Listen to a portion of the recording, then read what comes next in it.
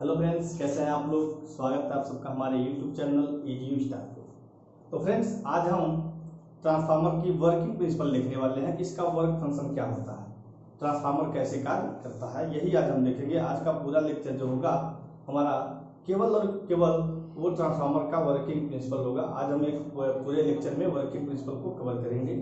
इसके पहले हमने एक वीडियो बनाया है ट्रांसफार्मर पे, जिसमें हमने इंट्रोडक्शन ऑफ ट्रांसफार्मर दिया है। इंट्रोडक्शन है ट्रांसफार्मर का, केवल और केवल बेसिक से इंट्रोडक्शन उठाया है और इंट्रोडक्शन किया है। जो स्टूडेंट्स उसको ना देख पाए हों, मैं इस डिस्क्रिप्शन में लिंक दे दूंगा, उस वीडियो को आप पहले देखिएगा, फिर आइएगा वर्किंग प्रिंसिपल ऑफ ट्रांसफार्मर पे। बड़ा ही मजा आएगा वर्किंग प्रिंसिपल इसका देख के। सारी चीजें हम इसमें थोड़े थोड़े बेसिक्स भी लेके चलेंगे कि जो फ्रेंड्स हमारे ऐसे हैं जो बेसिक अभी नहीं पढ़े हैं, आप पढ़े लेकिन समझ नहीं पाए कि वहाँ बेसिक का यूज कहाँ है, कैसे यूज करें, तो उनके लिए भी काफी हेल्पफुल होगा। तो मैं आज वर्किंग प्रिंसिपल में थोड़ा सा बेसिक से भी लेके चलूंगा कि मैग्नेट की बेसिक भी बताऊंगा कि कैसे फ्लक्स जनरेट होकर स्टैटिकली इंड्यूस्ड ईएमएफ जो है सेल्फ कहाँ इंड्यूस हो रहा है, मेटेरियल कहाँ इंड्यूस हो रहा है और कैसे उनके डायरेक्शंस होते हैं, ये सारी चीजें आज हम डिस्कस करने वाले हैं। तो आइए देखते हैं वर्किंग प्रिंसिपल ऑफ ट्रांसफार्मर। तो सबसे पहले थोड़ा सा कंस्ट्रक्शन देखते हैं। हम कंस्ट्रक्शन पे एक अलग लेक्चर होगी, एक पूरा लेक्चर होगा कंस्ट्रक्शन पे, लेकिन सबसे पहले जो वर्किंग प्रिंसिपल हमें जानना है ये ट्रांसफार्मर की, तो हमें उसका थोड़ा सा वो देख लें, कंस्ट्रक्शन देख लें कि इसमें क्या क्या होता है, फिर वहां से हम वर्किंग प्रिंसिपल को आसानी से रीड कर सकेंगे। तो ट्रांसफार्मर में मुख्यतः दो पार्ट होते हैं, मुख्यतः यदि कहें तो दो ही पार्ट होते हैं। एक तो कोर होता है और दूसरी वाइंडिंग होती है। कोर पे वाइंडिंग, देखिए ये होगा एक कोर,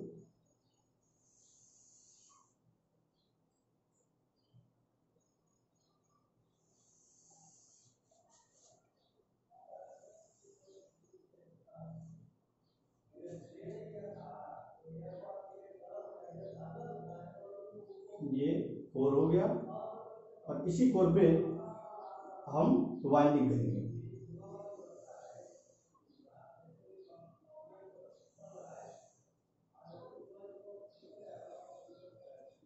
ये हो गया कोर, ठीक है। ये कोर जो होता है इसे लेमिनेट करके बनाया जाता है, ये लेमिनेट करके बना होता है। बिल्कुल पतले पतले पत्तियों का जो भी मटेरियल हम लेते हैं, बिल्कुल पतले पतले पत्तियों का लेमिनेशन किया जाता है और उस लेमिनेशन के द्वारा इस कोर का निर्माण किया जाता है।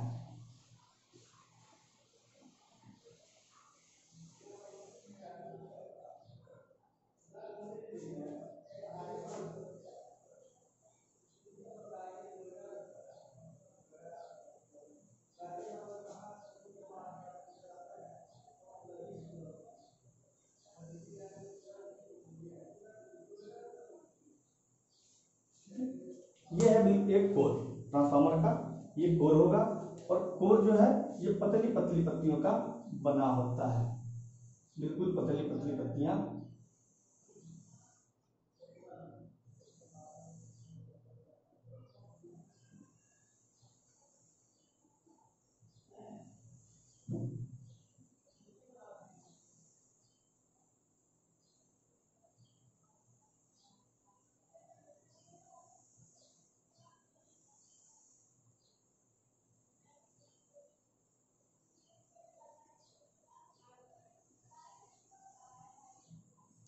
थोड़ा सा सुंदर बनाने का प्रयास कर रहा हूँ, यदि सही बन गया तो इसे पढ़ने में भी मजा आएगा, ठीक। तो ये कोर होता है, ट्रांसफार्मर की एक कोर होती है और कोर जो होती है वो जनरली सिलिकॉन स्टील की बनी होती है या ऐसे मटेरियल की जिसकी परमेबिलिटी बहुत ही अच्छी हो, बहुत अच्छा परमेबल हो, जो आपकी लॉसेस कम हो सके। कोर जो बना होगा वो सिलिकॉन स्टील का होगा, silicon steel, silicon steel, silicon steel का बना होता है या फिर सीआरजीओ मटेरियल का बना होता है, cold rolled grain oriented, CRGO materials का बना होता है। सिलिकॉन और स्टील को या फिर किसी और एलॉय का बना हो सकता है, एलॉय का किसी और बना हो सकता है जिसकी परमेबिलिटी हाई हो, रेजिस्टेंस हाई हो और लॉसेस कम हो, हिस्टेरेसिस लॉसेस इसमें कम हो। ऐसे मटेरियल का बना होगा जिसमें हिस्टेरेसिस लॉसेस कम हो। यहाँ पे स्टील में हमने सिलिकॉन मिला दिया। सिलिकॉन जो होता है बड़ा कम मात्रा में होता है, लगभग सिलिकॉन जो होता है 5% होता है, 5% 3% ऐसे ही होता है, ज्यादा नहीं होता है। इसमें सिलिकॉन मिला देते हैं, स्टील में सिलिकॉन मिला देंगे और स्टील में सिलिकॉन मिलाने से जो इसकी परमेबिलिटी है ये बढ़ जाती है। रिलेटिव परमेबिलिटी जो इसकी परमेबिलिटी होगी मटेरियल की वो बढ़ जाएगी। परमेबिलिटी बढ़ने से क्या क्या फायदे हैं, जब हम इसके लॉसेस देखेंगे तो वहां पे देखेंगे। तो सिलिकॉन स्टील का बना होता है या CrGO का बना होता है, इसे CrGO भी लिख लीजिएगा या CrGO cold rolled grain oriented, या HRGO का बना होता है हॉट रोल्ड ग्रेन ओरिएंटेड, या किसी अलग का बना होता है। इनमें जो फ्लक्स डेंसिटी होती है, फ्लक्स डेंसिटी भी ट्रांसफार्मर के रेटिंग के अनुसार वेरी करता रहता है। पावर ट्रांसफार्मर है तो उसमें फ्लक्स डेंसिटी कुछ अलग रहेगी, डिस्ट्रीब्यूशन ट्रांसफार्मर है तो इसमें फ्लक्स डेंसिटी कुछ अलग रहेगी। लेकिन जनरली इसमें जो फ्लक्स डेंसिटी होती है, यदि जनरली पूछा जाए आपको एग्जाम में कि कितनी इसकी फ्लक्स डेंसिटी होती है, तो लगभग 1.7 weber per metre square, weber per metre square या tesla, 1.7 weber per metre square या टेस्ला इसकी परमेबिलिटी होती है। ठीक, इसे म्यू से हम डिनोट करते हैं। रेजिस्टेंस काफी हाई होगा इसका। परमेबिलिटी जो है, परमेबिलिटी इसमें फ्लक्स डेंसिटी, सॉरी ये जो फ्लक्स डेंसिटी है, इसमें फ्लक्स डेंसिटी है बी, जो बी होती है ना, बी इक्वल टू 5/A, तो फ्लक्स डेंसिटी 1.7 होती है और इसकी जो परमेबिलिटी होती है बहुत ही हाई होती है, रेजिस्टेंस भी बहुत हाई होता है कोर की। कोर को पतले पतले पत्तियों द्वारा बनाया जाता है, काफी लेमिनेटेड करके बनाया जाता है, और लेमिनेटेड करके बनाने से इसमें ईडी करंट लॉसेस कम हो जाते हैं। लेमिनेशन करने से ईडी करंट लॉसेस जो इस कोर में होंगे वो कम हो जाएंगे। सिलिकॉन स्टील मिलाने से या फिर अच्छे परमेबिलिटी का मटेरियल देने से हिस्टेरिसिस लॉस कम होगा, और पतली पतली पत्तियों का बनाने से ईडी करंट लॉस कम होगा। जब हम लॉसेस पढ़ेंगे तो इसमें विशेष चर्चा करेंगे। ठीक है, अब देखिए ये कोर हो गया। ट्रांसफार्मर में दो प्रकार की वाइंडिंग्स होती है, एक वाइंडिंग को प्राइमरी वाइंडिंग करते हैं और दूसरी को सेकेंडरी वाइंडिंग करते हैं। थोड़ा सा इसे डिलीट कर रहा हूं।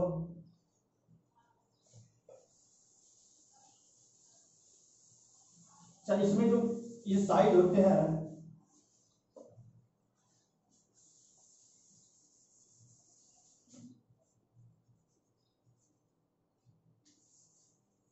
ये जो पतली पतली पत्तियां बनाई गई हैं, पतली पतली जो पत्तियां हैं, इनकी भी साइज जो है, यदि 50 हर्ट्ज फ्रीक्वेंसी पे नहीं यूज कर रहे हैं, इस यदि कोर को हम 50 हर्ट्ज फ्रीक्वेंसी पे यूज करेंगे तो जो इन पत्तियों की साइज होगी, ये जो पतली पतली हमने पत्तियां बना रखी हैं, ये जो पत्तियां होती हैं, इनकी जो साइज होगी, यदि 50 हर्ट्ज पे हम इसे यूज करें, 50 हर्ट्ज पे इसे यूज करें, तो इनकी जो साइज होगी वो लगभग 0.30 mm से 0.35 mm तक होंगे। यदि 50 हर्ट्ज फ्रीक्वेंसी पे यूज कर रहा है तो 30 से 0.30 mm से 0.35 mm, और यदि फ्रीक्वेंसी और कम कर लें, यदि कहीं एग्जाम में पूछ ले कि 25 हर्ट्ज फ्रीक्वेंसी पे यदि हम ट्रांसफार्मर को यूज कर रहे हैं, तब इनकी मोटाई क्या होगी, जो पत्तियां हमने दे रखी है पतली पतली पत्तियां, तब उनकी मोटाई क्या होगी। यदि 25 हर्ट्ज पे यदि हम इसे यूज कर रहे हैं तो इनकी जो डेप्थ होती है लगभग 50 mm होती है, 50 mm इनकी जो मोटाई होगी 50 mm होगी, जब हम इसे यूज करेंगे 25 हर्ट्ज फ्रीक्वेंसी पे। तो ये सारी चीजें जब कंस्ट्रक्शन पढ़ेंगे तो इन्हें बेसिक डिटेल्स में पढ़ेंगे, अभी बस थोड़ा सा ऐसे बता दिया। अब देखिए ट्रांसफार्मर में दो वाइंडिंग्स होंगे, एक प्राइमरी वाइंडिंग और दूसरा सेकेंडरी वाइंडिंग। अब कंफ्यूजन में ये मत रहिएगा कि प्राइमरी वाइंडिंग जो है हमेशा यही रहेगा, प्राइमरी वाइंडिंग यहां भी हो सकता है, प्राइमरी वाइंडिंग यहां भी हो सकता है। तो क्वेश्चन ये है कि प्राइमरी वाइंडिंग होता क्या है, यहां भी हो सकता है और यहां भी हो सकता है। प्राइमरी वाइंडिंग कब कहेंगे कि ये प्राइमरी वाइंडिंग है और कब कहेंगे ये सेकेंडरी वाइंडिंग है। ठीक, तो जब जिस वोल्टेज को हमें स्टेप अप या स्टेप डाउन करना है, मीन्स जो सोर्स है, जहां सोर्स को लगाते हैं, जिस साइड हम सोर्स को लगाते हैं, जिस साइड में हम सोर्स को लगाते हैं उस साइड को बोलते हैं प्राइमरी वाइंडिंग। ठीक, इस साइड को हम बोल देंगे प्राइमरी वाइंडिंग या प्राइमरी साइड भी से बोल सकते हैं प्राइमरी वाइंडिंग, या केवल और केवल प्राइमरी भी बोल देते हैं कि प्राइमरी है। तो जिस साइड हम सोर्स को लगाते हैं, जहां से हम सोर्स देते हैं, जहां से हम वोल्टेज अप्लाई करते हैं ट्रांसफार्मर पे, उस साइड को हम बोलते हैं प्राइमरी वाइंडिंग। ठीक है, उसी के रिस्पेक्ट में देखिए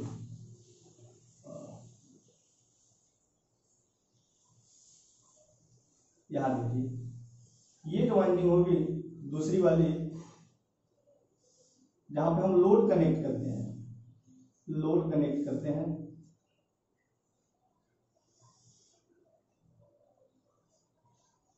जहां पे हम लोड कनेक्ट करते हैं उसे बोलते हैं सेकेंडरी वाइंडिंग। तो प्राइमरी वाइंडिंग और सेकेंडरी वाइंडिंग, जहां भी हम जिस वाइंडिंग पे भी सप्लाई देंगे, जिस वाइंडिंग पे भी हम इनपुट देंगे, उस वाइंडिंग को बोलेंगे प्राइमरी वाइंडिंग। और जहां पे भी लोड लगाएंगे, जहां पे भी हमारा कार्य करना होगा, जहां पे भी हम लोड लगाएंगे, हमारा जो लोड जहां होगा जिस वाइंडिंग पे, उसे बोलेंगे हम सेकेंडरी वाइंडिंग। ठीक, यदि सप्लाई हम इधर से देते तो इसे प्राइमरी वाइंडिंग बोलते, और लोड यहाँ लगा देते तो इसे बोलते सेकेंडरी वाइंडिंग। मीन्स जहां सोर्स लगेगा वो प्राइमरी वाइंडिंग, और जहां हम लोड लगाएंगे उसे बोलेंगे सेकेंडरी वाइंडिंग। अब सपोज करिए प्राइमरी वाइंडिंग में जो फेरों की संख्या है, कितने फेरे हमने इसमें लगाए हैं, नंबर्स ऑफ टर्न की जो संख्या है वो N1 है। प्राइमरी वाइंडिंग में नंबर ऑफ टर्न N1, और सेकेंडरी वाइंडिंग में number of turn N2, N1 और N2। Number of turn in primary winding N1, number of turn in secondary winding N2। Applied voltage V। ठीक, अब देखिए क्या होगा। अब यहां से वर्किंग प्रिंसिपल पे थोड़ा सा आते हैं कि ये कार्य कैसे करेगा। वर्किंग प्रिंसिपल, हाँ एक चीज और ध्यान दे लीजिएगा कि ये जो कोर की कंस्ट्रक्शन है ना, कोर की जो कंस्ट्रक्शन है, ये छोटे मशीनों में रेक्टेंगुलर होता है, जैसा कि हमने बना रखा है। यदि मशीन छोटा होगा तो ये रेक्टेंगुलर होगा, लेकिन यदि बड़ा मशीन होगा तो बड़ी मशीनों में जो कोर का शेप होता है वो सर्कुलर हो जाता है, बिल्कुल गोल होता है। ये जो कोर आप देख रहे हैं, चार खूंटा जो कोर देख रहे हैं, चार कोण का कोर नहीं होता, वहां पे सर्कुलर हो जाता है, गोल हो जाता है, यानी उसे बोलते हैं शेफ्ट भी बोलते हैं कई जगह। तो वो गोलाकार हो जाता है। तो उसके भी बड़ा बेनिफिट है, वो आगे देखेंगे कि क्या क्या उसके बेनिफिट हैं, जब कंस्ट्रक्शन पढ़ेंगे तो वहां देखेंगे। तो यहाँ पे जो हमने वोल्टेज अप्लाई किया V, और जो V है ये कैसा वोल्टेज है, परिवर्ती वोल्टेज है।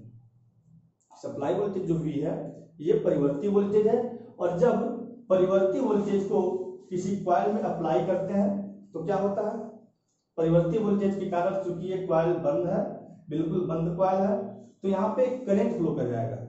यहाँ पे प्राइमरी साइड में एक करंट फ्लो कर जाएगा, जिसे हम नाम देंगे I1।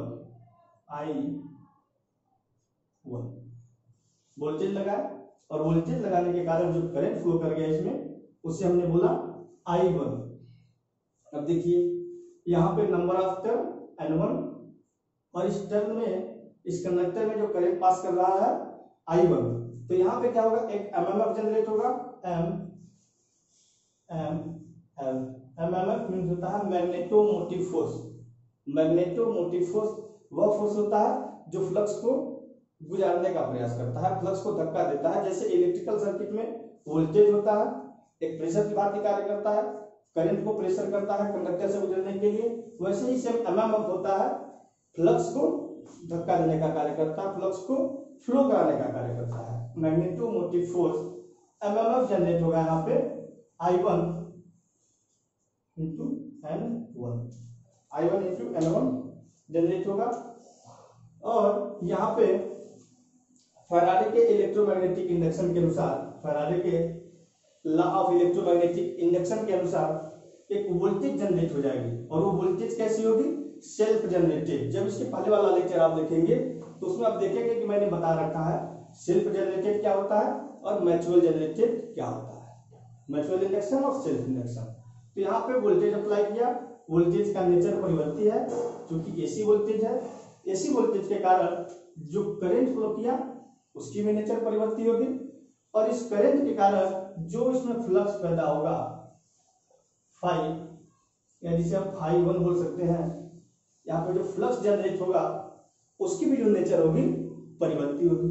अब परिवर्ती नेचर का flux number of turn N1 से लिंक कर रहा है, टर्न जो है वो स्थिर है, लेकिन जो फ्लक्स है वो परिवर्ती है। मीन्स इन दोनों के बीच में एक रिलेटिव मोशन आ गया। φ1 रोटेट कर रहा है, φ1 की जो वैल्यू है वो परिवर्ती है, और नंबर्स ऑफ टर्न जो है, जो कॉइल्स है वो स्थिर रखे हुए हैं। तो इन दोनों के बीच में एक रिलेटिव मोशन आया, इसलिए यहाँ पे एक इंड्यूस्ड ईएमएफ पैदा हो जाएगा। यहाँ पे कॉइल के क्रॉस में एक ईएमएफ पैदा हो जाएगा E1, जिसे बोलेंगे हम सेल्फ इंड्यूस्ड ईएमएफ। इस कॉइल के क्रॉस में एक ईएमएफ पैदा होगा जिसे बोलेंगे E1। E1 जो होगा वो क्या होगा, सेल्फ इंड्यूस्ड ईएमएफ E1। और E1 की वैल्यू क्या होगी, E1 की जो वैल्यू होगी वो N1 number of turn in primary winding d∅1/dt,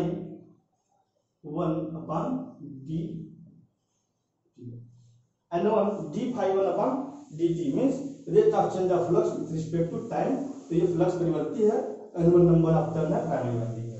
तो यहाँ पे जो सेल्फ इंड्यूस्ड ईएमएफ उत्पन्न हुआ E1, उसको हमने लिखा E1 equal to N1 d∅1/dt। अब क्वेश्चन ये कि इस ईएमएफ की डायरेक्शन क्या होगी, इस ईएमएफ की डायरेक्शन क्या होगी। तो लेंज लॉ ये कहता है कि जो इंड्यूस्ड ईएमएफ होता है वो इंड्यूस करने वाले को ही विरोध करता है, जिसके द्वारा इसकी उत्पत्ति हुई वह इसी का विरोध करेगा। यदि E1 की उत्पत्ति V के द्वारा हुई है तो क्या करेगा, इस V का विरोध करेगा। मीन्स यहाँ पे निगेटिव चिन्ह आ जाएगा। कई बार एग्जाम में पूछ दिया जाता है कि निगेटिव चिन्ह किस चीज को दर्शा रहा है, तो जो निगेटिव साइन है ये लेंज को दर्शा रहा है, लेंज के रूल्स को दर्शा रहा है। कि लेंज ने कहा था कि जो जनरेटेड होता है वो जनरेशन करने वाले का ही विरोध करता है। ठीक, E1 इक्वल टू हो जाएगा -N1 d∅1/dt। ये क्या होगा, सेल्फ इंडक्शन के कारण होगा। यहां लिखते रहिए सेल्फ, ठीक, सेल्फ इंडक्शन के कारण E1 उत्पन्न हुआ। ठीक है, अब यहाँ पे फ्लक्स भी आ गया है φ1, E1 के कारण उत्पन्न हुआ। अब ये फ्लक्स जो है φ1 जो यहाँ पे इस वाइंडिंग में उत्पन्न हुआ, उसे एक लो रिलक्टेंस का पाथ मिल रहा है। अब ध्यान से देखिए, यहाँ पे जो फ्लक्स φ1 है इसे एक लो रिलक्टेंस का पाथ मिलेगा, और वो लो रिलक्टेंस का पाथ कौन सा होगा, यही कोर होगी। जो हमने कोर बनाया है ये लो रिलक्टेंस का पाथ है, क्योंकि इसकी परमेबिलिटी हमने क्या ली है, परमेबिलिटी बहुत हाई ली है। यदि परमेबिलिटी हाई है तो इसका रिलक्टेंस क्या होगा, बहुत ही कम होगा। रिलक्टेंस को एस से दर्शाते हैं, एस। यदि परमेबिलिटी आई तो रिलक्टेंस कम। देखिए ये इनवर्सली प्रोपोर्शनल होता है, ऐसे लिख सकते हैं आप। इसके फार्मूले में भी देखेंगे आप तो ऐसे ही लिखेंगे। मीन्स जो परमेबिलिटी होगी मटेरियल की हाई होगी तो इसका रिलक्टेंस कम होगा, और जब रिलक्टेंस कम होगा तो MMF इक्वल टू एक फार्मूला और होता है, फाई इक्वल टू होता है MMF/S। फाई इक्वल टू होता है MMF/S। यहां से हो जाएगा रिलक्टेंस को जिससे हमने दर्शाया S से into flux. MMF equal to हो जाएगा रिलक्टेंस मल्टीप्लाइड बाय फ्लक्स। तो यदि रिलक्टेंस की वैल्यू कम होगी तो सेम MMF के लिए क्योंकि MMF में तो कोई चेंज नहीं हुआ, सेम मैग्नेटिक मोटिव फोर्स के लिए यदि रिलक्टेंस की वैल्यू कम हुई तो फ्लक्स के लिए सुगम पाथ मिलेगा, आसान पाथ मिलेगा, और फ्लक्स जो है स्कोर को फॉलो करने लगेगा, स्कोर को फॉलो करके आगे बढ़ने लगेगा, एयर में नहीं जाएगा। क्यों, क्योंकि एयर का जो परमेबिलिटी है वो कोर की अपेक्षा कम है। ठीक, एयर में नहीं जाएगा, ये कोर से आने का प्रयास करने लगेगा जो फ्लक्स है। अब यहाँ पे क्वेश्चन ये है कि जो फ्लक्स जनरेट हुआ φ1 जो फ्लक्स जनरेट हुआ वो किस डायरेक्शन में मूव करेगा। मींस डायरेक्शन का मतलब ये फ्लक्स ऊपर से आएगा या फ्लक्स नीचे से आएगा।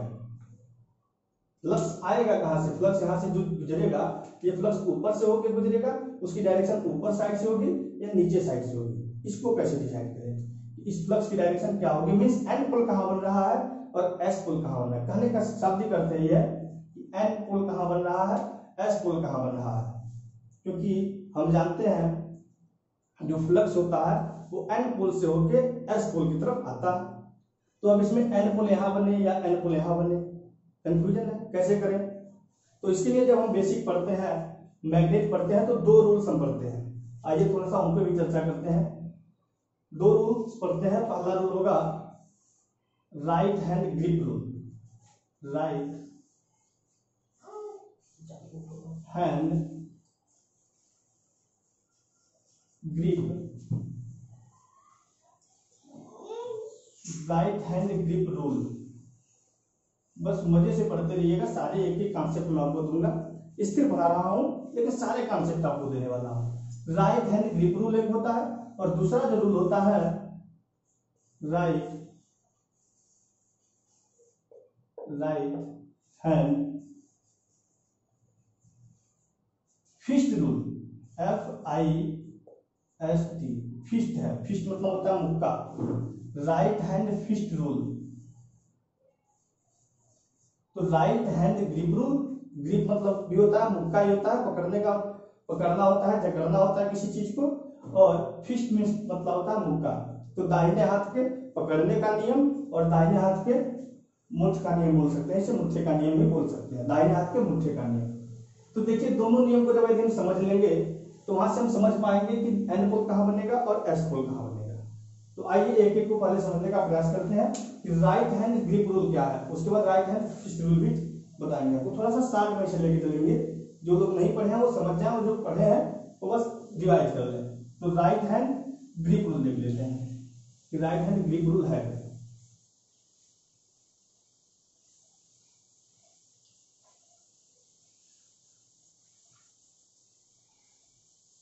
देखिए इस कॉइल में जो है, ये जो प्राइमरी वाइंडिंग है, इसमें करंट का डायरेक्शन हमें पता है, करंट का डायरेक्शन पता है, हमें मैग्नेटिक फ्लक्स की डायरेक्शन पता करनी है कि मैग्नेटिक फ्लक्स की डायरेक्शन क्या होगी। तो राइट हैंड ग्रिप रूल जो है, राइट हैंड ग्रिप रूल ये कहता है कि जिस कंडक्टर्स में भी या जिस वाइंडिंग्स में भी हमें ज्ञात करना हो कि फ्लक्स की डायरेक्शन क्या हो, उसको अपने राइट हैंड में बिल्कुल ऐसे पकड़िए। राइट हैंड में देखिए, जैसे हमने पकड़ा, ये सपोज करिए कंडक्टर है और कंडक्टर को हमने अपने राइट हैंड में ऐसे पकड़ लिया है, ठीक। यदि जो अंगूठा है, अंगूठा राइट हैंड ग्रिप रूल में हम देखेंगे कि ये दो चीजों में संबंध बताता। पहले ये चीजें बता दूं, हम ये चीजें बता दूं,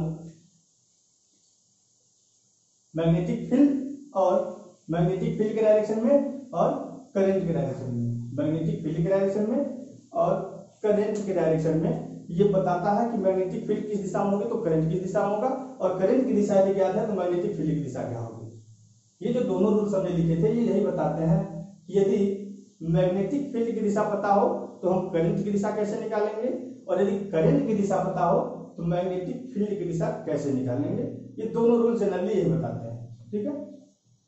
तो आइए राइट हैंड ग्रिप रूल जो है ये कहता है कि यदि किसी कंडक्टर को हम अपने दाहिने हाथ में पकड़ लें, और जो 4 फिंगर्स, जो चारों अंगुलियां जो है, जो क्राउल चारों अंगुलियां हैं, जो चारों अंगुलियां बंद पड़ी हैं, ये यदि मैग्नेटिक फ्लक्स का डायरेक्शन बताएं, ये यदि अंगुलियां, ये जो चारों अंगुलियां हैं, ये यदि मैग्नेटिक फ्लक्स का डायरेक्शन बताए तो ये जो थंब होगा, अंगूठा होगा, वो उस कंडक्टर में प्रवाहित होने वाली धारा की दिशा को बताएगा। एक बार फिर से सुनिएगा, राइट हैंड ग्रिप रूल कहता है कि यदि हम किसी कंडक्टर को अपनी मुट्ठी में पकड़ लें, राइट हैंड की मुट्ठी में पकड़ लें, तो ये जो चारों अंगुलियां हैं, क्राउल अंगुलियां हैं, जो मुड़ी हुई अंगुलियां चारों हैं, ये यदि मैग्नेटिक फ्लक्स की दिशा बता रही हैं तो ये जो अंगूठा होगा ये करंट की दिशा बताएगा। देखिए सपोज करिए ये कंडक्टर है,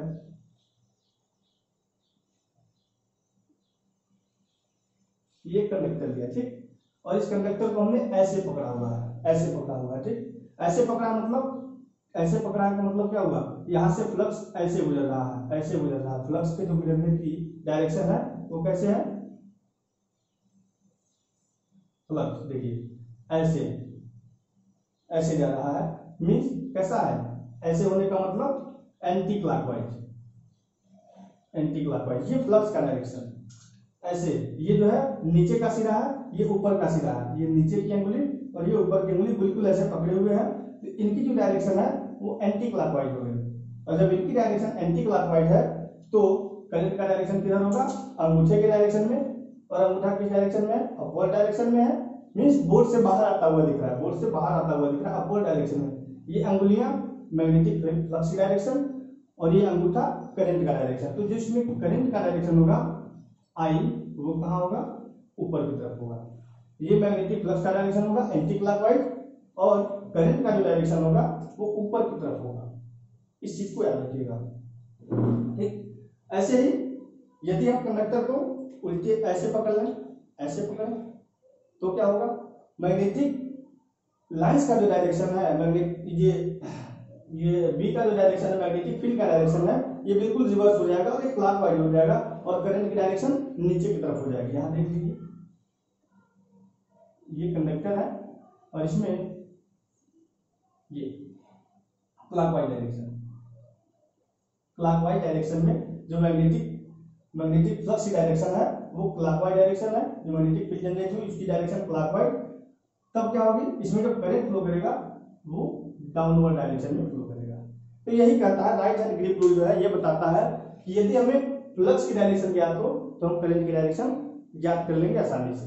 यदि फ्लक्स की डायरेक्शन ज्ञात हो तो करंट की डायरेक्शन आसानी से ज्ञात कर सकते हैं। Right hand grip rule.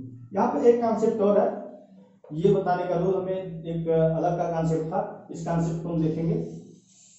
ये जो करंट गुजर रहा है, कंडक्टर से जो करंट पास कर रहा है, इसकी कंडक्टर के क्रॉस सेक्शन के एरिया को हम देखते हैं। कंडक्टर के क्रॉस सेक्शन एरिया को देखेंगे और इसमें एक नोटेशन बनाएंगे, डॉट नोटेशन। डॉट मीन यदि करंट अपवर्ड डायरेक्शन में जा रहा है, हमारी तरफ आता हुआ प्रतीत हो रहा है, तो हम उस कंडक्टर को हम डॉट द्वारा दिखा देंगे, उसके क्रॉस सेक्शन एरिया को हम डॉट द्वारा दिखेंगे। एक नोटेशन है, केवल उसको सिंपली नोटेशन हम बना रहे हैं। यदि कहीं आपको डॉट दिख जाए, ऐसे करके डॉट दिख जाए, तो ये समझ लेंगे हम कि इसमें जो करंट फ्लो कर रहा है वो अपवर्ड फ्लो कर रहा है, मीन्स हमारी तरफ आता हुआ प्रतीत हो रहा है। ऐसे ये हमारी तरफ आता हुआ प्रतीत हो रहा है, जो करंट है वो हमारी तरफ आता हुआ प्रतीत हो रहा है। यदि ऐसा कहीं आपको दिख जाए तो इसका मतलब ये समझिएगा कि यहाँ से करंट हमारी तरफ आता हुआ प्रतीत हो रहा है, मीन्स इस बोर्ड से हमारी तरफ आ रहा है। और वहां पे जो मैग्नेटिक फील्ड का डायरेक्शन ले लेंगे हम, मैग्नेटिक फील्ड जो है उसका डायरेक्शन ले लेंगे वो एंटी क्लॉकवाइज ले लेंगे। बिल्कुल समझते रहिएगा, यहाँ पे जो हम मैग्नेटिक फील्ड का डायरेक्शन लेंगे वो कैसा लेंगे, एंटी क्लॉकवाइज डायरेक्शन ले लेंगे मैग्नेटिक फील्ड का डायरेक्शन, ठीक है। जब हमें करंट आता हुआ प्रतीत हो तो हम एंटी क्लॉकवाइज डायरेक्शन ले लेंगे। इसी तरह यदि जाता हुआ प्रतीत हो रहा है, बोर्ड के अंदर जाता हुआ प्रतीत हो रहा है, जैसे देखिए अंदर जा रहा है, यदि हम कंडक्टर खोलिए तो यहाँ से करंट अंदर जाता हुआ प्रतीत हो, तो वहां पे क्या लेते हैं, वो डॉट था, यहाँ पे क्रॉस लेते हैं, एक क्रॉस लेते हैं। क्रॉस सेक्शन एरिया ऐसे दिख रहा है तो आप समझ जाइएगा जो कंडक्टर है उसमें करंट क्या है, जा रहा है, आगे बढ़ रहा है। ऐसा दिख रहा है तो समझ जाइए कि करंट हमारी तरफ आ रहा है। तो यहाँ पे जो मैग्नेटिक फ्लक्स का डायरेक्शन होगा वो कैसा होगा, क्लॉकवाइज। मैग्नेटिक फ्लक्स का डायरेक्शन यहाँ पे क्लॉकवाइज और यहाँ पे anti clockwise. Right hand grip rule. Right hand grip rule आपको समझ आया होगा। इसके बाद दूसरा जो हमने रूल बताया था, दूसरा जो रूल था right hand fist rule. Right hand fist rule, right hand fist rule बताया था हमने। राइट हैंड फिस्ट रूल भी डी और आई में संबंध बताता है, मीन्स मैग्नेटिक फील्ड का डायरेक्शन और करंट का डायरेक्शन। यहाँ पे लेकिन क्या है, यहाँ पे जैसे हमने यहाँ देखा कि मैग्नेटिक फ्लक्स का डायरेक्शन दिया है, करंट का डायरेक्शन निकालना है। इसमें क्या होता है कि करंट का डायरेक्शन दिया होता है और मैग्नेटिक फील्ड का डायरेक्शन हम बता देते हैं। करंट का डायरेक्शन दिया होगा और हम मैग्नेटिक फील्ड का डायरेक्शन डिसाइड कर लेंगे कि मैग्नेटिक फील्ड बिल्कुल सेम ऐसे ही है। एक रूल में ये बताया गया कि यदि फ्लक्स का डायरेक्शन नोन है तो करंट कैसे निकालेंगे, और दूसरे में बताया गया कि यदि करंट का डायरेक्शन नोन हो, करंट की डायरेक्शन पता हो, तो हम वहां से ये फ्लक्स की डायरेक्शन कैसे निकालेंगे कि फ्लक्स किधर जाएगा, मैग्नेटिक फ्लक्स की डायरेक्शन निकाल सकते हैं राइट हैंड फिस्ट रूल से। तो राइट हैंड फिस्ट रूल भी यही कहता है कि कोई कंडक्टर अपने हाथ में पकड़िए, हाथ में लीजिए, दाहिने हाथ में लीजिए, पूरी मुट्ठी बांध लीजिए।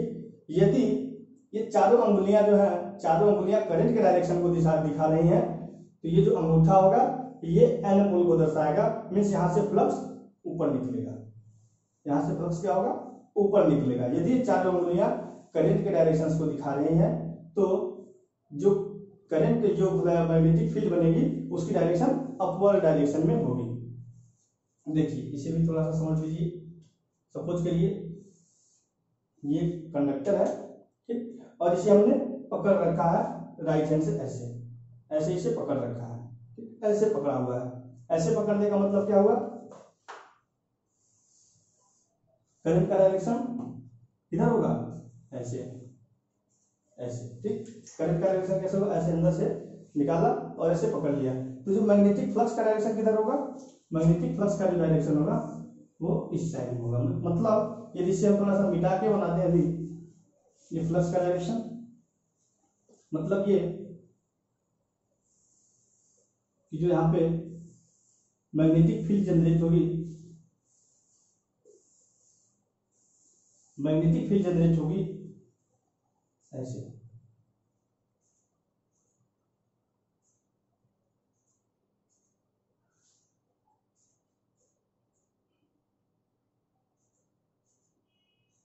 देखिए यहाँ पे जो मैग्नेटिक फील्ड जनरेट हो जाएगी, मैग्नेटिक फील्ड का डायरेक्शन होगा, देखिए यहाँ पे ओरिएंटेशन किधर है, मैग्नेटिक फील्ड का ओरिएंटेशन किधर है, ऐसे है।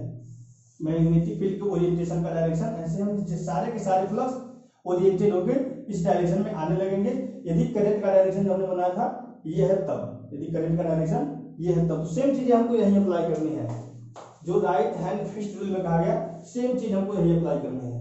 देखिए ऐसे करंट का डायरेक्शन है, राइट हैंड है, और जब हमने ऐसे पकड़ा इसे तो यहाँ से करंट, यहाँ से क्या कर रहा है, करंट यहाँ से जा रहा है, यहाँ से ऐसे ऐसे, ठीक। जब राइट हैंड हमने पकड़ा तो ये करंट के डायरेक्शन में है, देखिए ये करंट का डायरेक्शन इधर ही है और करंट का डायरेक्शन ये है, तो जो फ्लक्स का डायरेक्शन होगा किधर होगा, ऊपर की तरफ होगा। मीन्स ये जो फ्लक्स बना ये ऊपर की तरफ मूव करेगा, समझ आ रहा है ना, ये जो फ्लक्स होगा ये ऊपर की तरफ मूव करेगा, समझे। यहाँ पे करंट के डायरेक्शन में हमने अंगुली से पकड़ लिया, इसे पूरा मुट्ठी में पकड़ लिया और फ्लक्स का डायरेक्शन निकाल लिया कि क्या होगा। तो ये था राइट हैंड फिस्ट रूल के द्वारा हमने फ्लक्स का डायरेक्शन कैसे निकाला, राइट हैंड फिस्ट रूल के द्वारा करंट का डायरेक्शन, फ्लक्स का डायरेक्शन कैसे निकाला गया, यहाँ से हमने देखा, ठीक। अब एक चीज और जो हमने बताया था राइट हैंड ग्रिप रूल, बड़ा ही इंपॉर्टेंट है, इसको लगा के आप आसानी से यहाँ से निकाल सकते हैं कि फ्लक्स का डायरेक्शन किधर होगा, फ्लक्स का डायरेक्शन किधर होगा। यहाँ पे अब आप राइट हैंड ग्रिप रूल के द्वारा भी निकाल सकते हैं, थोड़ा सा आपको दिमाग लगाना पड़ेगा। देखिए यहां से करंट चला, यहां से करंट, ध्यान देते रहिएगा बस, यहां से करंट चला चला चला, अब यहां जब करंट आया तो उसकी डायरेक्शन किधर है, अंदर की तरफ है, अंदर की तरफ। और जब अंदर की तरफ डायरेक्शन होगा तो यहाँ पे क्या बनेगा, क्रॉस। अंदर की तरफ जब डायरेक्शन होगा, अंदर की तरफ, ये अंदर की तरफ था और ये बाहर की तरफ था, तो यहाँ पे क्या बनेगा, क्रॉस बनेगा, ठीक। उसी के सापेक्ष में अब देखिए यहाँ से करंट अंदर गया होगा और फिर यहाँ से बाहर निकल के आ रहा, फिर यहाँ से अंदर जा रहा, फिर यहाँ से बाहर निकल गया, फिर यहाँ से अंदर जा रहा, फिर यहाँ से बाहर निकल गया, फिर यहाँ से अंदर जा रहा है, समझ आ रहा है ना। तो यहाँ पे क्रॉस, यहाँ पे थोड़ा सा इसे डिलीट करते हैं, इवन को डिलीट करते हैं, समझ लीजिए बस, बड़ा ही इंपॉर्टेंट टर्म है, आप समझ गया तो फिर सारी चीजें समझ आ जाएंगी। बड़ा माइनर चीज है जिसे जानना बहुत जरूरी होता है। लोग बस वैसे वाइंडिंग बनाए इसलिए समझ नहीं पाते हैं कि आखिर फ्लक्स क्यों ऐसे डायरेक्शंस में जा रहा है, फ्लक्स ऐसे क्यों नहीं गया, फ्लक्स ऐसे क्यों गया। वैसे जब सेकेंडरी का देखेंगे तो फ्लक्स ऐसे क्यों आता है, फ्लक्स ऐसे क्यों नहीं गया, तो सारे पे कॉन्सेप्ट है, उस कॉन्सेप्ट को समझिए, उस कॉन्सेप्ट को देखिए, यहाँ पे मैं दिखा रहा हूँ, बिल्कुल आपको दिख जाएगा कि कैसे फ्लक्स जा रहा है। देखिए यहाँ पे करंट अंदर की डायरेक्शन में जा रहा था तो मैंने डॉट लिया, यहाँ से करंट अब क्या आ रहा है, बाहर की तरफ आ रहा है, और जो करंट यहाँ से बाहर की तरफ आ रहा है फिर वही अंदर की तरफ जा रहा है, तो यहाँ पे डॉट, यहाँ पे डॉट, यहाँ पे डॉट, यहाँ पे डॉट, और यहाँ पे क्रॉस, यहाँ पे क्रॉस, यहाँ पे क्रॉस। तो इधर सारा क्रॉस बना, इधर सारा डॉट बना, इस क्रॉस और डॉट को हम यहाँ ले लेंगे। देखिए यहाँ पे सब डॉट बन रहा है और यहाँ पे क्रॉस बन रहा है, यहाँ पे सब क्रॉस और यहाँ पे सब डॉट। जो डॉट होगा, डॉट के कारण जो मैग्नेटिक फील्ड की डायरेक्शन होगी कैसी होगी, डॉट के कारण एंटी क्लॉकवाइज, मीन्स यहाँ पे मैग्नेटिक फील्ड की डायरेक्शन एंटी क्लॉकवाइज, और यहाँ पे मैग्नेटिक फील्ड की डायरेक्शन क्लॉकवाइज। ठीक, अब देखिए मैग्नेटिक फील्ड की डायरेक्शन यहाँ क्लॉकवाइज और मैग्नेटिक फील्ड की डायरेक्शन यहाँ एंटी क्लॉकवाइज। ऐसे ही सब में होगा, ऐसे ही नीचे वाला सब में होगा, इधर भी सब जितने डॉट हैं सबके मैग्नेटिक फील्ड ऊपर की डायरेक्शन में और मीन्स एंटी क्लॉकवाइज डायरेक्शन में, और इधर जो डॉट है इनके भी ऊपर की डायरेक्शन में, सब में क्लॉकवाइज डायरेक्शन। तो जो रिजल्टेंट होगा इस सारे का रिजल्टेंट होगा उनके मैग्नेटिक फील्ड का डायरेक्शन एंटी क्लॉकवाइज, और इधर का जो रिजल्टेंट होगा उनके भी फील्ड का डायरेक्शन क्लॉकवाइज। तो देखिए यहाँ पे दोनों फील्डों के जो डायरेक्शन है, मैग्नेटिक फील्ड की डायरेक्शन है वो किधर है, अपवर्ड ही जा रहे हैं, मीन्स यहाँ एन पोल बन रहा होगा और यहाँ एस पोल बन रहा होगा। मीन्स एन पोल से देखिए यहाँ से फ्लक्स निकलता हुआ प्रतीत हो रहा है और फिर होके यहाँ से ये एंटी क्लॉकवाइज में अंदर जाता हुआ दिख रहा है और एक क्लॉकवाइज में भी अंदर जाता हुआ दिख रहा है। मीन्स फ्लक्स यहाँ से निकल रहा है और फिर यहाँ से आ रहा है, फ्लक्स यहाँ से निकल रहा है, यहाँ से जा रहा है। मीन्स यहाँ एन पोल, यहाँ एस पोल, यहाँ एन पोल, यहाँ एस पोल। मीन्स फ्लक्स यहाँ से निकलेगा और ऐसे होकर यहाँ आ जाएगा। अब क्लियर हो गया कि फ्लक्स का डायरेक्शन कैसे डिसाइड कर लिए हम, राइट हैंड ग्रिप रूल के द्वारा भी और राइट हैंड फिक्स्ड रूल के द्वारा भी। तो फिक्स्ड रूल और ग्रिप रूल दोनों के द्वारा हमने फ्लक्स का डायरेक्शन पता कर लिया। अब देखिए होगा क्या, और कहानी आगे बढ़ती है। अब ये जो फ्लक्स है फाइबर जिसने E1 EMF उत्पन्न किया था प्राइमरी वाइंडिंग में, अब वो फ्लक्स यहां से चला, अब इसका हमें डायरेक्शन पता चल गया है, अब ये फ्लक्स यहां से निकला प्राइमरी वाइंडिंग से और सेकेंडरी वाइंडिंग की ओर बढ़ गया। इस फ्लक्स को हम यहाँ पे फाई1 लिख देते हैं। फाई1 है, ये प्राइमरी से निकला और सेकेंडरी में जाके प्रवेश किया, यहां से होते हुए ये फिर फ्लक्स कहां चला गया, फाई1 ही है, फाई1 लिखते चलेंगे, और ये कहां चला गया, फिर पूरा अपना पथ मैग्नेटिक पाथ इसने कंप्लीट किया, प्राइमरी से निकल के और सेकेंडरी में आके लिंक करके फिर अपना ये पूरा पाथ कंप्लीट कर दिया। कोर को मैग्नेटिक पाथ लेके इसने जो फ्लक्स फाइबर था वो प्राइमरी से निकला और सेकेंडरी से होते हुए फिर प्राइमरी में चला गया, जहां से आया वहीं पे चला गया। अब देखिए रास्ते में इसने किया क्या, क्योंकि सेकेंडरी वाइंडिंग बिल्कुल स्थिर है, ये कॉइल जो है बिल्कुल इसमें बंधा हुआ है, स्थिर है। ये जो फ्लक्स फाइबर पैदा हुआ इसकी नेचर कैसी है, परिवर्ती नेचर है। ये जो है क्योंकि एसी सप्लाई द्वारा उत्पन्न हुआ है तो इसकी नेचर परिवर्ती है, और जब ये परिवर्ती फ्लक्स सेकेंडरी वाइंडिंग से आके लिंक किया, जब ये परिवर्ती फ्लक्स सेकेंडरी वाइंडिंग से आगे लिंक किया सेकेंडरी वाइंडिंग से, तो यहाँ पे भी एक ईएमएफ इसने जनरेट किया।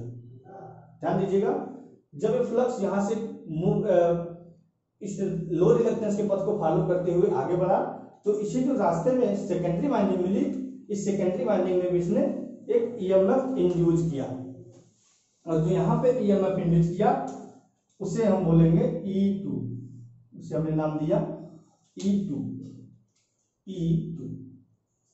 प्राइमरी वाइंडिंग का जो ईएमएफ था उसे E1 बोला था, और जो सेकेंडरी वाइंडिंग में ईएमएफ उत्पन्न हुआ उसे E2 बोलेंगे। और यहाँ पे जो फ्लक्स आया φ2 था, और यहाँ पे जो नंबर ऑफ टर्न है वो N2 है, तो जो E2 की वैल्यू होगी, E2 की वैल्यू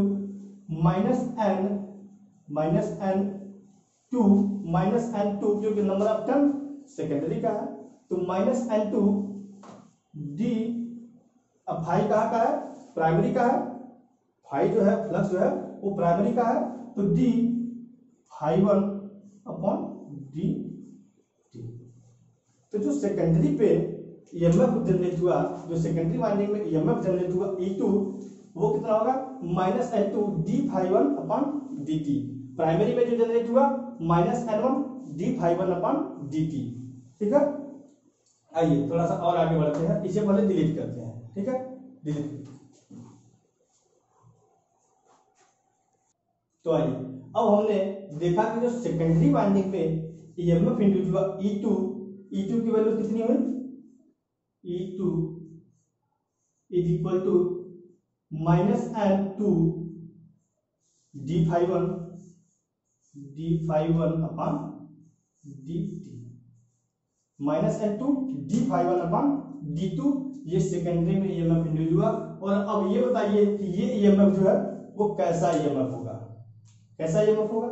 इसके पास तो सिर्फ कोई बैटरी कोई सोर्स तो था नहीं इसके पास। इसमें जो ईएमएफ इंड्यूस हुआ है वो प्राइमरी के फ्लक्स के द्वारा ईएमएफ इंड्यूस हुआ है। इसमें जो फ्लक्स इंड्यूस हुआ वो प्राइमरी के फ्लक्स के द्वारा ईएमएफ इंड्यूस हुआ है, इसलिए इसे बोलेंगे हम म्यूचुअल, इसे म्यूचुअल इंडक्शन बोलेंगे। यहां पे म्यूचुअल इंडक्शन द्वारा ईएमएफ E2 जनरेट हो गया।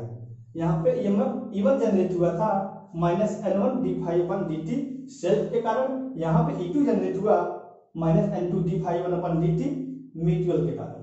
ठीक है, अब इसे 1 नंबर मान लीजिए क्वेश्चन, इसे 2 नंबर मान लीजिए, 1 नंबर और 2 नंबर, और इन दोनों में जरा भाग देके देखिए कि क्या रिजल्ट आ रहे हैं।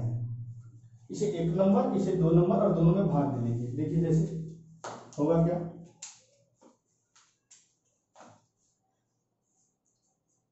E1 बटे, देखिए E1 बटे E2,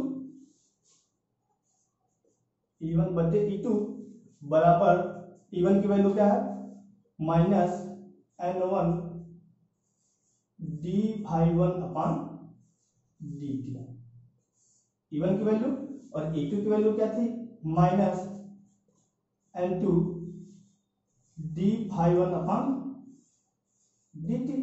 ठीक है, दोनों को हमने भाग दिया है, E1 बटे E2 किया है, तो E1 की वैल्यू बटे E2 की वैल्यू, माइनस से माइनस कैंसिल, माइनस से माइनस कैंसिल, और ये से ये cancel, d∅1 upon dt, d∅1 upon dt। तो रिजल्ट में हमें क्या बचा E1 बटे E2 बराबर N1 बटे N2, E1 बटे E2 बराबर N1 बटे N2। इसको एक टर्म में और लिख सकते हैं, E1 बटे N1 बराबर E2 N2। ठीक, तो ये देखिए E1 बटे N1 बराबर E2 बटे N2। यहां से इन दोनों रिलेशन से हमें एक रिलेशन निकल के आया मेरे पास, E1 बटे N1 बराबर E2 बटे N2। अब सोचिए ये क्या कहना चाह रहा है, ये जो रिलेशन है ये क्या कहना चाह रहा है, ये रिलेशन क्या बताना चाह रहा है आपको। E1 क्या है प्राइमरी वाइंडिंग में इंड्यूस्ड ईएमएफ, E2 क्या है सेकेंडरी वाइंडिंग में इंड्यूस्ड ईएमएफ, N1 क्या है number of turn in primary winding, और N2 क्या है number of turn in secondary winding. E1 primary winding में टर्नों की, प्राइमरी वाइंडिंग में induced EMF, N1 primary winding में टर्नों की संख्या, मींस प्राइमरी वाइंडिंग में जो ईएमएफ इंड्यूस हुआ वो, और जो उसमें टर्नों की संख्या थी वो, इन दोनों का जो रेशियो है वो सेकेंडरी वाइंडिंग में जो ईएमएफ उत्पन्न हुआ वो, और जो सेकेंडरी वाइंडिंग में टर्नों की संख्या है वो, ये दोनों क्या है आपस में बराबर है। Means number of turn in primary, number of EMF induce in primary winding per turn, EMF induce in primary winding per turn is equal to EMF induce in secondary winding per turn. Means एक turn में जितना EMF induce होगा primary winding में, उतना ही EMF एक turn में secondary winding में भी इंड्यूस होगा। Number of turn in primary winding, number of EMF per turn in primary winding is equal to number of EMF in secondary winding. Number of ये number of नहीं होगा, EMF induce in primary winding per turn is equal to EMF induce in secondary winding per turn. तो यहां से लिख सकते हैं, बड़ा ही इंपॉर्टेंट फार्मूला है ये, यहाँ से क्वेश्चंस पूछे जाते हैं और लोग कंफ्यूज जाते हैं कि ये कहा क्या रहा है। मींस एक टर्न में जितना ईएमएफ प्राइमरी में इंड्यूस होगा सेम ईएमएफ सेकेंडरी में भी इंड्यूस होगा एक टर्न में। एक टर्न की बात करें, सपोज करिए इसे थोड़ा सा, ये चूंकि बड़ा ही इंपॉर्टेंट फार्मूला है इसलिए थोड़ा सा बता रहा हूं इसे। सपोज करिए 200 वोल्टेज, 200 वोल्ट जो है प्राइमरी में इंड्यूस हुआ, और यहाँ पे टर्नों की जो संख्या थी 50 थी। 200 वोल्टेज इंड्यूस हुआ प्राइमरी में, E1 की जो वैल्यू 200 है और टर्नों की संख्या प्राइमरी में 50 है, तो यहाँ पे प्रति टर्न ईएमएफ जो निकला 4 वोल्ट निकला। प्रति टर्न ईएमएफ जो निकलेगा 4 वोल्ट निकलेगा। और सपोज करिए ये स्टेप अप ट्रांसफार्मर था, मीन्स जो E2 की वैल्यू थी वो स्टेप अप होके 400 हो गई थी, 200 400 बन गई थी। E2 पे जो EMF सपोज करिए जो बना वो 400 वोल्ट था, और यहाँ पे टर्नों की संख्या क्या होगी, क्योंकि हमने यहाँ से फार्मूले से देखा है कि जो इसका रेशियो आएगी, जो इसकी रेशियो की वैल्यू आएगी वो भी इनके भी रेशियो की वैल्यू आनी चाहिए। मीन्स यहाँ पे कितना आनी चाहिए, 4 वोल्ट पर आना चाहिए। तो यहाँ पे जो टर्नों की संख्या होगी कितनी हो जाएगी, टर्नों की संख्या हो जाएगी 100। ठीक है, मीन्स इनका जो रेशियो होगा वो इनके रेशियो के बराबर होगा। जब भी हम वाइंडिंग्स करेंगे तो इन चीजों का ध्यान रखेंगे, वो ध्यान का वो अपने आप बन जाता है कि नंबर ये induced EMF in primary winding per turn is equal to induced EMF in secondary winding per turn. यहाँ पे लिख लीजिए एक line, induced EMF in primary winding per turn is equal to induced EMF in secondary winding per turn. Means एक turn में primary winding में जितना EMF induce होगा उतना ही एक टर्न में सेकेंडरी वाइंडिंग में भी EMF इंड्यूस होगा। Means E1/N1 is equal to E2/N2। एक टर्न में जितना EMF प्राइमरी वाइंडिंग में एक टर्न में उतना ही एक टर्न में सेकेंडरी वाइंडिंग में उत्पन्न होगा। और एक चीज हमने यहां से और सीखा है, इस रिलेशन से एक चीज और सीखा कि यदि स्टेप अप ट्रांसफार्मर हो, मीन्स E1 की जो हमने वैल्यू ली थी 200 वोल्टेज ली थी, और E2 की जो वैल्यू ली थी वो 400 वोल्टेज ली थी। मीन्स ये स्टेप अप ट्रांसफार्मर है क्योंकि 200 वोल्टेज को 400 वोल्टेज में कन्वर्ट कर रहा है। प्राइमरी पे 200 दे रहा है तो सेकेंडरी पे 400 वोल्टेज मिल रहा है, तो ये स्टेप अप ट्रांसफार्मर है। स्टेप अप ट्रांसफार्मर में देखिए क्या है, यदि प्राइमरी वाइंडिंग में वोल्टेज 200 था और नंबर ऑफ टर्न्स 50 थे, और वही जब स्टेप अप ट्रांसफार्मर हुआ, स्टेप अप ट्रांसफार्मर है और सेकेंडरी में ईएमएफ जो है 400 वोल्ट हुआ, तो यहाँ पे टर्न भी कितने हो गए, बिल्कुल 2 गुना हो गए। टर्न भी कितने हो गए, 2 गुना। मीन्स जब ईएमएफ 2 गुना हुआ तो टर्न भी 2 गुना हो गए। तो हम ये कह सकते हैं, इन रिलेशन से हम ये कह सकते हैं, if E2 is greater than E1, E2 is greater than E1, तो कैसा ट्रांसफार्मर होगा, स्टेप अप। और इसी रिलेशन से हम लिख रहे हैं, स्टेप अप कर दीजिए, यहाँ पे यूपी लिख रहा था, स्टेप अप हो जाएगा। और यदि number of turn in secondary winding is greater than number of turn in primary winding, तब भी ये कैसा ट्रांसफार्मर होगा, स्टेप अप ही होगा, स्टेप अप। तो ये चीजें आप देख लीजिएगा कि जो number of turn primary winding में है वो यदि सेकेंडरी वाइंडिंग से कम है तो स्टेप अप ट्रांसफार्मर होगा। यदि इसके उल्टा हुआ कि number of turn in secondary winding is higher than number of turn in primary winding is higher than number of turn in secondary winding, तब ये ट्रांसफार्मर कैसा होगा, स्टेप डाउन ट्रांसफार्मर होगा। मीन्स प्राइमरी में यदि टर्नों की संख्या ज्यादा होगी,